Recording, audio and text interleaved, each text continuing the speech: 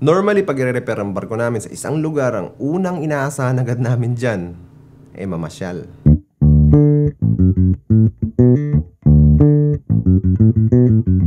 Dahil fix na 8 to 5 ang working hours namin, lahat nag-e-expect na pag lumubog ang araw,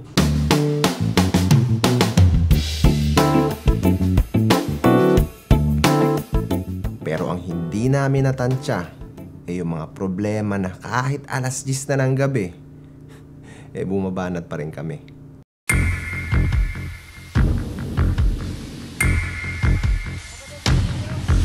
Zero natin ito? Oo. Tanggalin natin to. Ito na lang siguro Len. Ito itong part na to. Isang sling dito, isang sling doon. Isang block yung gitna. Sige, maangat natin yan pag natanggal to. Eto ang puerto.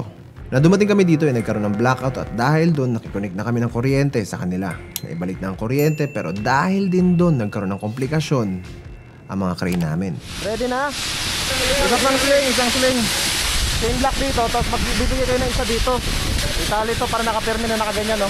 Hindi namin sila mapatakbo dahil ayaw nilang basahin ang kuryenteng yun. Hoy, wag dyan! Tignan nyo yung scaffolding! Yan, libre dyan, bago mo yan.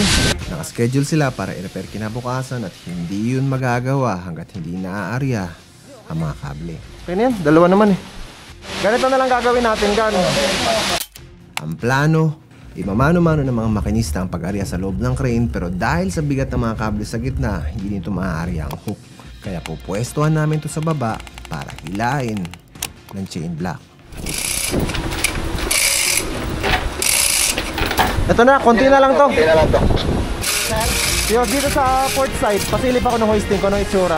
Kung nakaslap. At hanggang sa mga oras na to umaasa pa rin kami na makakalabas pag natapos to. Pakihawak nga tong isa na to.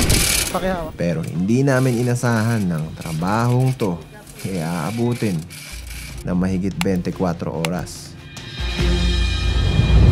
Kung sa nagpatong-patong na ang mga pending na trabaho.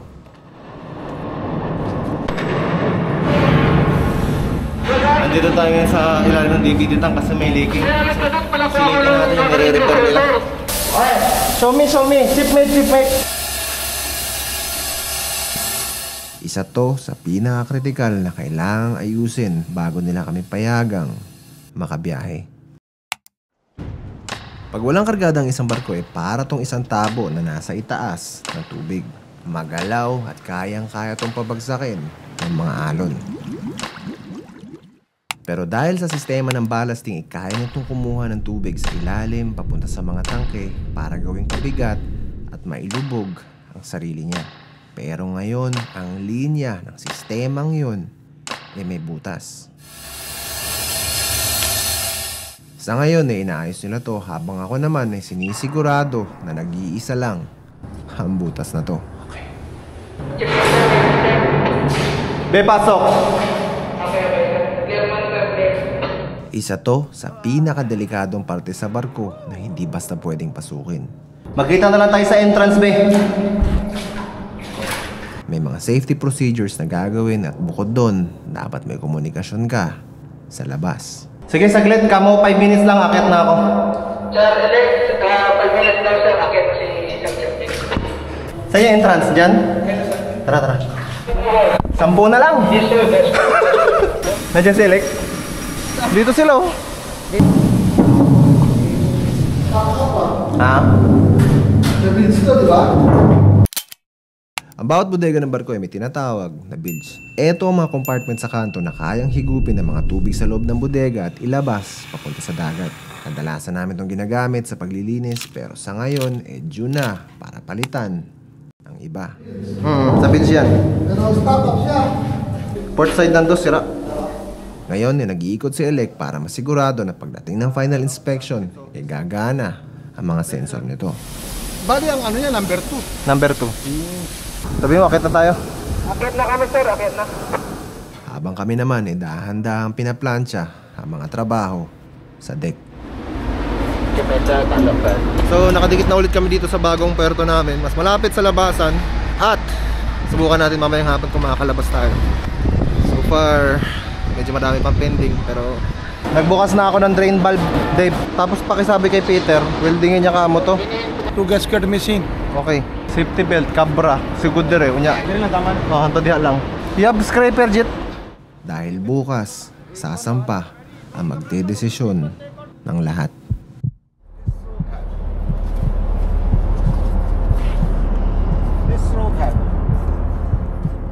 Ito ang representative ng class na magbibigay ng approval kung pasado at pwedeng maglayag ang barko namin. Pero bago mangyari yun, bubusisiin niyang maigi ang bawat parte ng barko. Maybe after 2 months was We will change, sir. We will change. Normal na sa unang punta niya, marami siyang makikita. Ang kailangan nyo lang masigurado, dapat sa sunod na balik niya, ayos ang lahat ng to. Your emergency light is here. Yes, sir. All instructions should be only here, not there. Okay, sir. The ladder is to be transferred there. Okay, sir. Ngayon kailangan namin isa-isahin ang mga nasa listahan para mapagtulungan bago dumating ang huling araw. My friend! Woo! Which one? Yes. This one?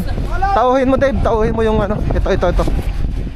Ang nakakaasar pa sa dami ng kailangang tapusin, dumagdag pa ang sakit ng ulo ng maniobrada. Where you put? Why? No! My friend! Sablay yung mga ginagawa nila. Bira! Hindi nga marunong, sir. Galit pa pag pinipigilan. Yeah, this guy no understand. Oh, This guy no understand. this is wrong.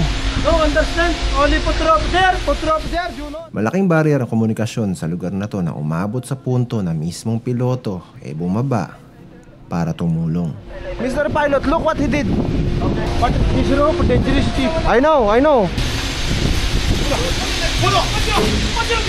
No, also this one we put here. Mr. Pilot, careful. Wait, para tro. Itong mga pinakahuling araw na siguro namin naramdaman ang pagod ng buong buwan na to. Dahil bago kami sumabak dito sa dry dock, hindi rin naging madali ang naging biyahe namin.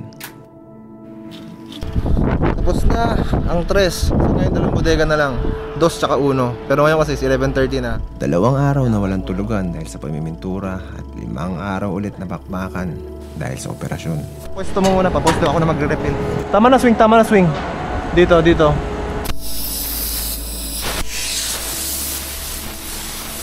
Pwede ka namang matulog pero asahan mo na babalikan ka nito kinabukasan ng mas matindi pa sa isang bangungot.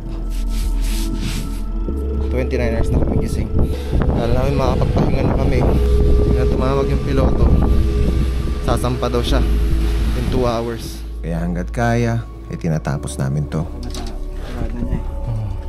Yun lang. Kaya na lang dito, sisiya doon sa sama siya natin. Etong mindset na binuo, hindi ng opinyon, pero ng personal na karanasan sa isang sistemang paulit-ulit lang na nangyayari.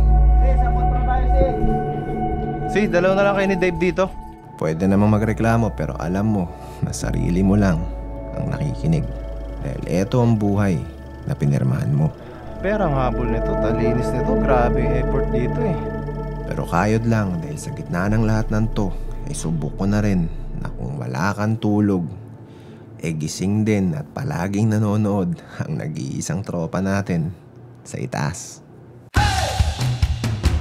Okay, ready. Gun, boom down, gamay gun, boom down. Boom down konti. Gun. Boom down konti. Okay, para area. Sige, boom up.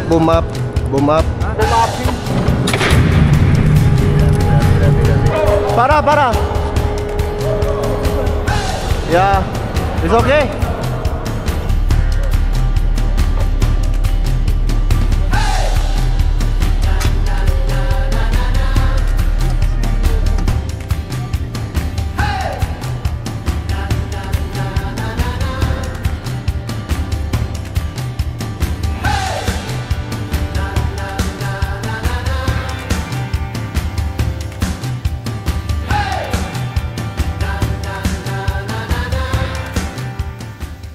Mahirap ang daan paakyat pero sinisiguro ko sa'yo na makakalimutan mo ang lahat ng pagod pag nakarating ka sa tuktok at ang lahat ng pinagdaanan mo ay magiging alaala na lilingunin mo na nakangiti.